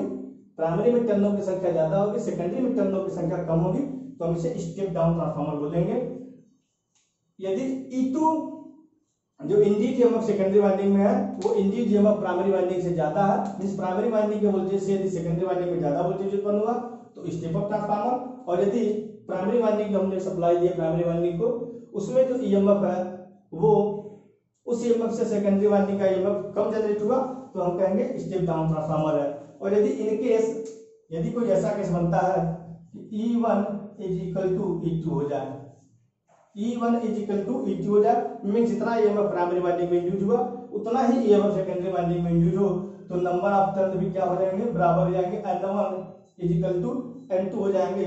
ऐसे ट्रांसफार्मर को हम आइसोलेट ट्रांसफार्मर बोलेंगे, जैसा कल बताया था। ये केवल और केवल 2 सर्किट को आइसोलेट करने का कार्य करेंगे, या ऐसा मतलब 1-to-1 ट्रांसफार्मर। ये भी याद रखिएगा, 1-to-1, इसे 1-to-1 या 1:1 ट्रांसफार्मर भी बोलते हैं, 1-to-1 या 1:1 ट्रांसफार्मर भी बोल देते हैं, या आइसोलेटेड ट्रांसफार्मर भी बोल देते हैं। जब प्राइमरी वाइंडिंग में जो ईएमएफ उत्पन्न हुआ वो सेकेंडरी वाइंडिंग में ईएमएफ के बराबर हो, प्राइमरी वाइंडिंग में जो टर्नों की संख्या हो वो सेकेंडरी वाइंडिंग में टर्नों की संख्या के बराबर हो, तब जो ट्रांसफार्मर होगा उसे हम 1-to-1 ट्रांसफार्मर या आइसोलेटेड ट्रांसफार्मर कहेंगे। ठीक, अब यहाँ पे देखिए, फिर हम यहीं पे आते हैं इसी फिगर पे। अभी तक हमने देखा कि यहाँ पे E2 उत्पन्न हो चुका है। अपनी कहानी कहाँ तक पढ़ी है, फ्लक्स आया आया आया यहाँ पे सेकेंडरी वाइंडिंग में लिंक किया और यहाँ पे इसने एक म्यूचुअल ईएमएफ इंड्यूस किया E2, यहाँ तक हमने पढ़ रखा है। लेकिन अभी यहाँ पे भी कुछ काम होगा, उसको भी देखते हैं। तो आइए थोड़ा सा इसे डिलीट कर ले, फिर उसे देखते हैं। अब देखिए आगे बढ़ते हैं। तो हमने यहाँ तक देख लिया था कि जो प्राइमरी में इंड्यूस ईएमएफ होगा सेल्फ इंड्यूस ईएमएफ E1, और जो सेकेंडरी में ईएमएफ इंड्यूस होगा E2 उसे हम बोलेंगे mutual induce EMF E2। E2 की वैल्यू और E1 की वैल्यू यहाँ पे दी हुई है। ठीक, अब आगे बढ़ते हैं थोड़ा सा इसमें। चूंकि यहाँ पे अभी लोड नहीं लगाया था मैंने, तो यहाँ पे ईएमएफ तो था लेकिन करंट फ्लो नहीं कर रहा था, इस वाइंडिंग में करंट फ्लो नहीं कर रहा था। मीन्स अभी ये नो लोड पे ट्रांसफार्मर था, ट्रांसफार्मर पे कोई लोड नहीं था, ट्रांसफार्मर बिल्कुल खाली था, बिल्कुल खाली ट्रांसफार्मर था, इसमें लोड नहीं था। अब थोड़ा सा इसमें और इंप्रूवमेंट करें इस थ्योरी को समझने में। यहाँ पे एक लोड लगा, एक लोड कनेक्ट करें, एक रजिस्टिव लोड मैंने कनेक्ट कर दिया। सब कुछ करिए, यहाँ पे एक लोड कनेक्ट कर दिया। अब जैसे ही लोड कनेक्ट किया, यहाँ पे ईएमएफ E2 जनरेट है और ये पूरी सर्किट बंद है, सर्किट जो है पूरी शॉर्ट हो गई है। अब यहाँ से एक लोड के द्वारा, ये जो हमने लोड लगाया, इस लोड के द्वारा ये पूरी सर्किट बंद हो गई है। अब इस लोड के कारण यहाँ भी करंट फ्लो कर जाएगा, इस लोड के कारण इस सर्किट में करंट फ्लो कर जाएगा, और जो करंट की वैल्यू होगी यहाँ पे, इसे हम सपोज किए कि I2 है, I2 है। यहाँ पे जो करंट फ्लो किया इसे हमने I2 ले लिया, प्राइमरी में जो करंट फ्लो किया उसे I1 ले लिया। अब हम यहाँ पे ये भी देख सकते हैं कि डायरेक्शन ऑफ करंट किधर होगा, अभी देखेंगे, अभी थोड़ा सा वेट करिए, अभी देखेंगे। ठीक, यहाँ पे करंट सपोज किया कि I2 फ्लो कर गया, इस लोड से करंट I2 फ्लो किया, I2। और जब इसमें करंट फ्लो करेगा तो यहाँ पे भी नंबर ऑफ टर्न N2 है, करंट फ्लो किया I2, और जहां करंट वहां फ्लक्स, जहां करंट वहां फ्लक्स, तो I2 के फ्लो करने से यहाँ पे भी एक फ्लक्स जनरेट हुआ Φ2। I2 के फ्लो करने से इस वाइंडिंग में I2 जब फ्लो किया तो इसके कारण जो फ्लक्स जनरेट हुआ वो होगी Φ2, और Φ2 की नेचर भी कैसी होगी, परिवर्ती, क्योंकि हमने जो सोर्स लगाया है, जो जनरेशन का सोर्स है इन फ्लक्सों का, जो भी सोर्स है, जितने भी यहाँ पे इलेक्ट्रिकल क्वांटिटी आपको देख रहे हैं, करंट है, फ्लक्स है, इन सबका जनरेशन का सोर्स जो है वो परिवर्ती वोल्टेज ही है, इसलिए इनका भी नेचर कैसा होगा, परिवर्ती ही होगा, क्योंकि इन्हें जनरेट करने वाला जो सोर्स है वो परिवर्ती है। तो इस Φ2 का भी जो नेचर होगा वो परिवर्ती होगा, परिवर्ती फ्लक्स Φ2। अब Φ2 हो गया यहाँ पे, और यहाँ पे एमएमएफ बन गया, इस वाइंडिंग का एक एमएमएफ बन गया। यहाँ का एमएमएफ कितना हो जाएगा, I2 into N2, I2 multiplied by N2, I2 into N2, यहाँ पे भी एमएमएफ जनरेट हो गया, यहाँ पे फ्लक्स क्रिएट हो गया। अब ये फ्लक्स क्या करेगा, अब ये फ्लक्स भी मूव करेगा, क्योंकि इसको भी लो रिलक्टेंस का पाथ मिल रहा है, इधर से लो रिलक्टेंस का पाथ मिल रहा है, ये बाहर हाई रिलक्टेंस का पाथ, और अंदर जो है इसे लो रिलक्टेंस का पाथ मिल रहा है, जो कोर है उसमें इसे लो रिलक्टेंस का पाथ मिल रहा है। तो अब फ्लक्स क्या करेगा, अब ये भी मूव करेगा उस कोर में। अब कैसे करेगा इसे भी देख लेते हैं, वही राइट हैंड रूल, करंट का डायरेक्शन अंदर से लिया है हमने, मीन्स यहाँ पे जो है इस सिरे पे करंट क्या होगा, यहाँ से करंट जब घुसा है तो यहाँ से बाहर आता हुआ प्रतीत होगा, बाहर आता हुआ, और यहाँ से फिर निकल आएगा, और यहाँ से जब करंट बाहर आता हुआ प्रतीत होगा तो यहाँ से करंट अंदर जाता हुआ प्रतीत होगा, यहाँ से करंट अंदर जाता हुआ प्रतीत होगा। और जब करंट बाहर की तरफ आ रहा है तो यहाँ पे क्या बनेगा, याद करिए जो मैंने बताया था राइट हैंड ग्रिप रूल, वहां पे जो डॉट और क्रॉस बताया था कि जब करंट बाहर की तरफ आती हुई दिखाई दे तो वहां पे क्या बनेगा, डॉट।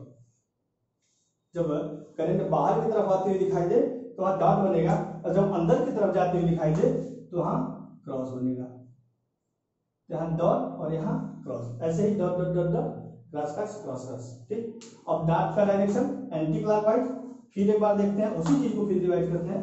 यहाँ पे डॉट बना और यहाँ पे क्रॉस बना, पूरा बना दीजिएगा, मैं एक एक को ले रहा हूँ। इस डॉट के कारण फ्लक्स का डायरेक्शन एंटी क्लॉकवाइज, और इस क्रॉस के कारण फ्लक्स का डायरेक्शन क्लॉकवाइज, क्लॉकवाइज और एंटी क्लॉकवाइज। तो जो रिजल्टेंट फ्लक्स का डायरेक्शन है वो देखिए हमें देखना है, यहाँ पे रिजल्टेंट फ्लक्स का डायरेक्शन किधर है, ऊपर की तरफ, अपवर्ड रिजल्टेंट फ्लक्स, क्योंकि यहाँ पे देखिए एंटी क्लॉकवाइज डायरेक्शन यहाँ पे भी था, ऊपर की तरफ फ्लक्स का डायरेक्शन, और यहाँ पे भी क्लॉकवाइज था, तो फ्लक्स का डायरेक्शन यहाँ पे दोनों जो फ्लक्स है उनका डायरेक्शन ऊपर की तरफ है, मींस अपवर्ड है, ऊपर की तरफ इनका डायरेक्शन है। तो जो रिजल्टेंट फ्लक्स होगा वो ऊपर की ओर मूव करेगा, ऊपर की ओर ये भी फ्लक्स जो ∅2 है वो भी ऊपर की तरफ मूव करेगा, ठीक। और देखिए ∅1 का डायरेक्शन किधर था, ∅1 का डायरेक्शन ऐसे ऐसे आ रहा था, ऐसे ऐसे जा रहा था, ऐसे निकल के आया तो ऐसे चला गया, ऐसे निकल के आया और ऐसे चला गया। और जो ∅2 का डायरेक्शन है ये किधर से आया, अब देखिए अब ∅2 सेट होगा, ∅2 सेटअप होगी इसमें, अब ∅2 कैसे सेटअप होगा, यहाँ पे ∅2 लिख लेते हैं, ∅2 ये ∅2 फिर गया प्राइमरी वाइंडिंग में, और ऐसे प्राइमरी वाइंडिंग चलते हुए ∅2 डायरेक्शंस भी लेते रहे, ∅2 प्राइमरी वाइंडिंग में गया और फिर पूरा पाथ कंप्लीट करता हुआ कहाँ आ गया, सेकेंडरी वाइंडिंग में ही आ गया। तो ये है ∅2 का डायरेक्शन, ∅2 का डायरेक्शन। अब एक चीज ध्यान से देखिए, ∅1 के कारण जो डायरेक्शन था किधर था, ये था ∅1,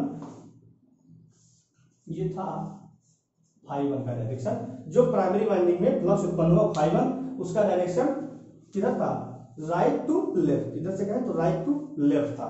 और जो ∅2 क्रिएट हुआ उसका डायरेक्शन किधर होगा, लेफ्ट टू राइट, ∅2। तो ∅1 का डायरेक्शन राइट टू लेफ्ट और ∅2 का डायरेक्शन लेफ्ट टू राइट। अब ये क्या करेंगे, राइट टू लेफ्ट और लेफ्ट टू राइट ये एक दूसरे को डीमैग्नेटाइज करेंगे। आप जब आर्मेचर रिएक्शंस पढ़े होंगे तो वहां देखे होंगे पढ़े होंगे डीमैग्नेटाइज और क्रॉस मैग्नेटाइज। डीमैग्नेटाइज मींस जब एक दोनों दूसरे को सीधा सीधा आके टकराना है तो उसे बोलते हैं डीमैग्नेटाइज। क्रॉस मैग्नेटाइज मींस एक फ्लक्स इधर से एक फ्लक्स इधर से, मींस उनके पाथ को जब डिस्ट्रॉय करे तो उसे बोलते हैं क्रॉस मैग्नेटाइज। तो यहाँ पे क्या हो रहा है, डीमैग्नेटाइज हो रहा है, और जब डीमैग्नेटाइज होता है तो जो टोटल फ्लक्स की वैल्यू होती है वो कम होने लगती है, फ्लक्स की जो वैल्यू होती है वो कम होने लगती है, मींस एक को दूसरा कम कर रहा है, बिल्कुल आके सीधे टक्कर मार रहा है, दबा रहा है उसे, तो जो फ्लक्स की वैल्यू होगी वो कम होने लगी। किधर कम होने लगी, ∅1 जनरेट किया था इसे। एक चीज और यहां से बेसिक समझ सकते हैं कि लेंज ने कहा था जो जनरेट करेगा उसी का अपोज करेगा, तो ∅1 ने इस ∅2 को जनरेट किया, ∅1 ने इस ∅2 को जनरेट किया, और तो ∅2 क्या करेगा, उसी का अपोज करेगा। ∅2 का जो मुख्य जनरेटर था जो कोर के द्वारा चल के आया था ∅2 को जनरेट कराने के लिए कौन था जनरेटर, उसका जनरेटर था ∅1। तो ये ∅1 का विरोध कौन करेगा, जो पैदा हुआ ∅2, तो ∅2 ∅1 का विरोध करेगा, और जब ∅2 ∅1 का विरोध करेगा तो यहाँ पे इस वाइंडिंग में, प्राइमरी वाइंडिंग में जो टोटल फ्लक्स है वो धीरे धीरे कम होने लगेगा। जो फ्लक्स ∅1 था, जो फ्लक्स पहले ∅1 था, अब वो ∅1 ना रह के ∅1 डैश हो गया, और ∅1 डैश कितना हो गया देखिए, तो टोटल फ्लक्स हमारा प्राइमरी में ∅1 था, अब वो ∅1 नहीं रह गया, वो ∅1 डैश हो गया, यहाँ पे डैश कर लीजिए, और ∅1 डैश की वैल्यू क्या हो जाएगी, ∅1 था और उसमें से ∅2 ने कुछ कम कर दिया, ∅1 था ∅2 ने कुछ कम कर दिया, तो जो टोटल फ्लक्स यहाँ पे बचा प्राइमरी वाइंडिंग में, प्राइमरी वाइंडिंग का जो फ्लक्स बचा ∅1, वो ∅1 नहीं रह गया, ∅1 डैश हो गया, मींस फ्लक्स की वैल्यू में कमी हो गई। 1000 फ्लक्स थे, 200 फ्लक्स ∅2 ने खा लिया, 200 फ्लक्स ∅2 कम कर गया इसका, तो यहाँ पे फ्लक्सों में कमी हो गई, मींस d∅1 की वैल्यू कम हो गई। अब देखिए जब d∅1 की वैल्यू कम हो गई, जब d∅1 की वैल्यू कम होगी तो वहां से ऑटोमेटिकली ही E1 की वैल्यू कम हो जाएगी। जब d∅1 की वैल्यू कम हो जाएगी, जो ∅1 था उसकी वैल्यू कम हुई, ∅1 की वैल्यू कम हो गई, d∅1 हो गई, ∅1 डैश हो गई, तो जब ∅1 की वैल्यू कम हुई तो ई की वैल्यू ऑटोमेटिकली यहाँ पे जो ईएमएफ इंड्यूस हुआ था E1 सेल्फ के कारण उसकी वैल्यू कम हो गई। E1 की वैल्यू क्या हो जाएगी, कम हो जाएगी। मीन्स यहाँ पे जो करंट I1 फ्लो कर रहा था, यहाँ पे देखिएगा, यहाँ पे दिख रहा है, देखिए यहाँ पे जो I1 था, I1 क्या था, supply voltage V minus E1 अपान जो भी इसका इम्पीडेंस रहा हो, जो भी सर्किट का इम्पीडेंस रहा वो था। तो पहले जो करंट की वैल्यू थी I1 वो कितनी थी, I1 इक्वल टू था V माइनस E1 अपान Z। ये जो I1 की वैल्यू थी पहले इतनी थी। अब हुआ क्या, E1 और कम हो गया। E1 कम क्यों होगा, क्योंकि इसका फ्लक्स कम हो गया। जब फ्लक्स इसका कम हो गया तो E1 कम हो गया, और जब E1 कम हो गया तो I2 की वैल्यू क्या हो जाएगी, ऑटोमेटिकली बढ़ जाएगी। I1 की वैल्यू अब क्या होगी, क्योंकि इसका फ्लक्स कमजोर हुआ, फ्लक्स की वैल्यू कम हुई, और जब फ्लक्स की वैल्यू कम हुई तो rate of change of flux कम हुआ, और जब rate of change of flux कम हुआ E1 की वैल्यू कम हुई, और जब E1 की वैल्यू कम हुई तो I1 का वैल्यू बढ़ गया। I1 जो है यहाँ पे I1 की जो वैल्यू है वो I1 की वैल्यू बढ़ गई। तो देखिए लोड यहाँ आया लेकिन इसका फर्क यहाँ पड़ा। जब लोड नहीं था तो यहाँ पे फर्क नहीं था, इसको कोई फर्क नहीं था, इसके करंट में कोई दिक्कत नहीं आ रही थी। जो हमने मैनुअल बताया था इसके पहले यही बताया था कि जब परेशानी इसे होगी तो परेशान सबसे ज्यादा ये होगा। जब लोड हम इस पे डालेंगे तो सबसे ज्यादा ये, इससे ज्यादा परेशान ये हो जाएगा। इसके करंट में परिवर्तन हो गया, यहाँ पे जैसे ही लोड लगाया इसका करंट बढ़ गया। अब जैसे जैसे यहाँ का लोड बढ़ता जाएगा वैसे वैसे ∅2 की वैल्यू बढ़ती जाएगी, और जैसे जैसे ∅2 की वैल्यू बढ़ती, ∅1 की वैल्यू बढ़ती जाएगी, और जैसे जैसे ∅2 की वैल्यू यहाँ से जैसे जैसे यहाँ से लोड बढ़ेगा ∅2 की वैल्यू बढ़ती जाएगी, और जैसे जैसे ∅2 की वैल्यू बढ़ेगी ∅1 की वैल्यू कम होती जाएगी, क्योंकि डीमैग्नेटाइज कर रहा है। और ∅1 की वैल्यू जैसे जैसे कम होती जाएगी E1 की वैल्यू कम होती जाएगी, और E1 की वैल्यू जैसे जैसे कम होती जाएगी I2 की वैल्यू बढ़ती जाएगी। मींस प्राइमरी में करंट का मान जो है वो बढ़ने लगेगा जैसे जैसे हम लोड बढ़ाते जाएंगे, जैसे जैसे पैरेलल में इसके लोड कनेक्ट करते जाएंगे I2 की वैल्यू बढ़ती जाए, ∅2 की वैल्यू बढ़ती जाएगी, ∅1 की वैल्यू उसी रिस्पेक्ट में कम होती जाएगी, E1 की वैल्यू कम होगी और I1 की वैल्यू बढ़ती जाएगी। क्लियर। अब I1 की वैल्यू बढ़ गई, मींस चोट तुझे लगता तो दर्द मुझे होता है। यहाँ चोट लगा और यहाँ दर्द पैदा हो गया, यहाँ पे करंट बढ़ी, यहाँ पे लोड आया, यहाँ पे करंट बढ़ने लगा, यहाँ पे लोड बढ़ा, यहाँ पे करंट बढ़ने लगा। मींस परेशानी यहाँ, और सबसे ज्यादा उनसे ज्यादा दिक्कत इन्हें होने लगा। तो अब यहाँ पे करंट बढ़ गया। अब क्या होगा, अब देखिए क्या होगा। अब चूंकि यहाँ पे करंट बढ़ गया, करंट I1 बढ़ गया। अब देखिए I1 कितना हो गया, I1 जो है, I1 की जो वैल्यू थी वो कितनी थी, I1।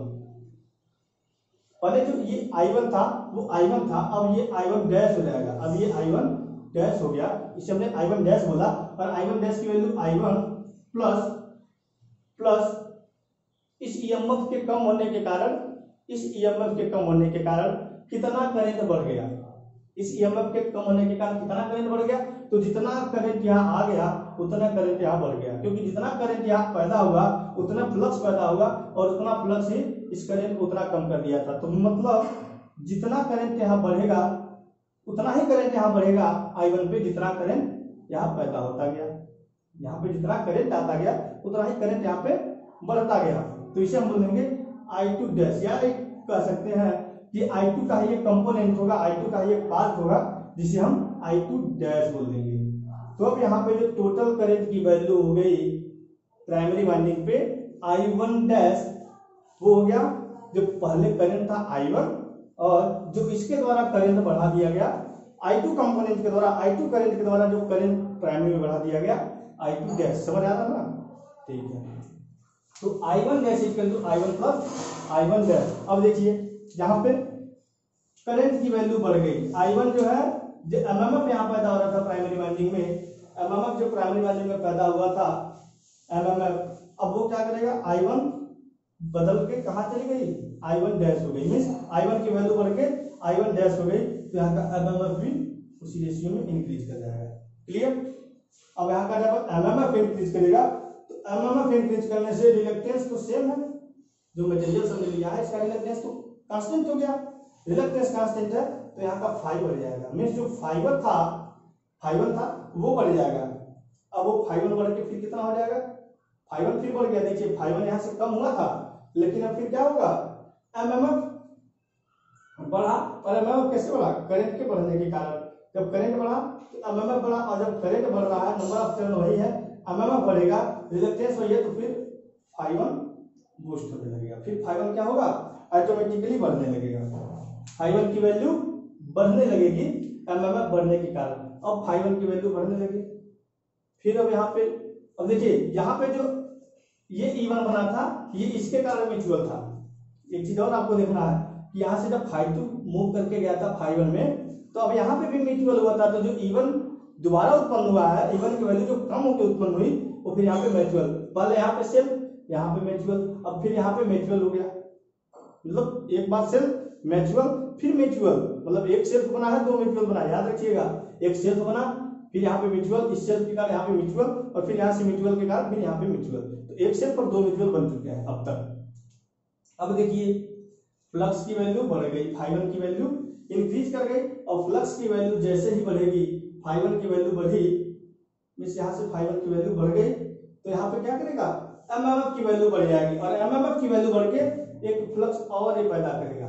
क्योंकि अब यहाँ पे फ्लक्स और बढ़ गया, यहाँ पे फ्लक्स बढ़ गया, और यहाँ पे फ्लक्स बढ़ने के कारण एक फ्लक्स यहाँ से और जनरेट हो गया, जिसे हम बोलेंगे फाइवन डैश, फाइवन डैश बोलेंगे। देखिए होगा क्या, फाइवन डैश, एक और फ्लक्स पैदा होगी फाइवन डैश, और उस फ्लक्स की डायरेक्शन जो प्रारंभिक फ्लक्स फाइवन थी उसी के डायरेक्शन में होगा। देखिए ऐसे इस डायरेक्शन में,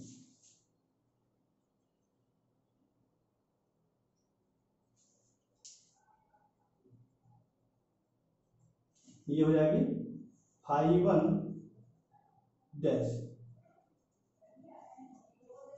ये है फाइवन डैश, और फाइवन डैश की डायरेक्शन फाइवन के डायरेक्शन में, ये डायरेक्शन, ये डायरेक्शन, ये अब देखिए होगा क्या, फाइवन डैश भी फ्लो कर गया यहाँ पे, फाइवन डैश भी फ्लो कर गया और फाइव भी फ्लो कर रहा है। और ये फाइवन डैश कितना होगा, जितना जिस फ्लक्स के कारण इसकी उत्पत्ति हुई है फाइवन डैश की, इस फ्लक्स के कारण इस फाइवन डैश की उत्पत्ति हुई है, नहीं तो फाइवन डैश की कोई जरूरत नहीं थी, वो तो फाइवन पे ही संतुष्ट था। ये फाइवन डैश आके इस फाइवन डैश को उत्पन्न कर दिया, तो अब इस फाइव टू का विरोध करेगा फाइवन डैश। देखिए फाइव टू इधर चल रहा है तो फाइवन डैश इसके अपोज, और वहां से भी हमने देख लिया था राइट हैंड ग्रिप रूल में भी देख लिया था, यहाँ से जो फ्लक्स निकलेगा वो इसी डायरेक्शन में निकलेगा। तो अब देखिए यहाँ पे सेल्फ हुआ, और फिर से देखिए यहाँ पे सेल्फ, फिर यहाँ पे म्यूचुअल, अब इसका फ्लक्स यहाँ पे गया, यहाँ पे म्यूचुअल, और फिर म्यूचुअल होके यहाँ पे भी एक फ्लक्स उत्पन्न हुआ, और वो फ्लक्स हुआ फाइवन डैश, और फाइवन डैश और फाइव टू यहाँ पे फिर बनाते हैं। ये देखिए ये है फाइव टू, और फाइव टू की डायरेक्शन ऐसे है, ओह सॉरी, ये है फाइव टू की डायरेक्शन, ये है फाइव टू, ये है फाइव टू, और फाइवन का डायरेक्शन क्या है, उसके बिल्कुल अपोज में फाइवन डैश, फाइवन डैश का डायरेक्शन कैसे हो गया, बिल्कुल अपोज में। और चूंकि फाइवन डैश और फाइव टू बराबर होंगे, क्योंकि यहाँ पे जितना फ्लक्स होगा उसी के हिसाब से यहाँ पे भी फ्लक्स जनरेट होगा, तो फाइवन डैश और फाइव टू बराबर होंगे, और ये दोनों जब परिणाम में बराबर है तो ये दोनों एक दूसरे को आपस में कैंसिल आउट करते हैं।